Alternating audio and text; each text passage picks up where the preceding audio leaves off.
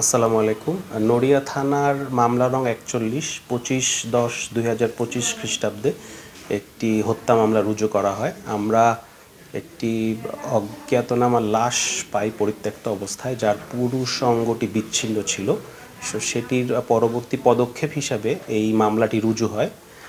আমরা তদন্ত করতে গিয়ে আমরা অত্র পাশাপাশি অবস্থিত, অর্থাৎ লাশটি যেখানে পাওয়া গেছে তার অতি নিকটে সুরেশ্বর দরগা শরীফের সিসিটিভি ফুটেজ পর্যালোচনা করে এই লাশ সংশ্লিষ্ট অনেক ফুটেজ পাই এবং মৃত্যু হওয়ার পূর্বে তার কিছু মুভমেন্ট স্পষ্টভাবে সিসিটিভি ফুটেজে আমরা দেখতে পাই।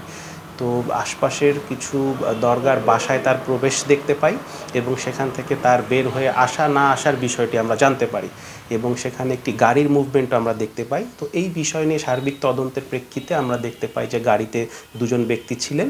আমরা সেকেন্ড সিটারকে গ্রেফতার করতে সমর্থ হয়েছি পূর্বে, উনি এখন জেল হাজতে রয়েছেন, এবং প্রথম সিটার যিনি ছিলেন ড্রাইভিংয়ের চালকে উনি হলেন যে শাহিন নুরি, ওনাকে আমরা গত রাতে গ্রেফতার করেছি। নড়িয়া থানার মামলা নং ৪১ ২৫/১০/২০২৫ খ্রিস্টাব্দ।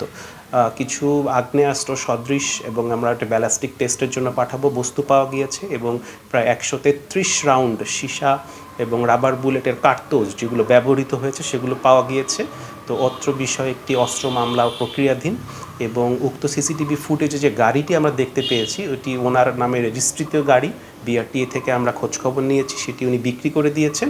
সেটি আমরা আলামত হিসাবে ওনার কাছ থেকে অভিযান চালিয়ে উদ্ধার করেছি। সার্বিক ব্যবস্থা প্রক্রিয়াধীন। সকলকে ধন্যবাদ।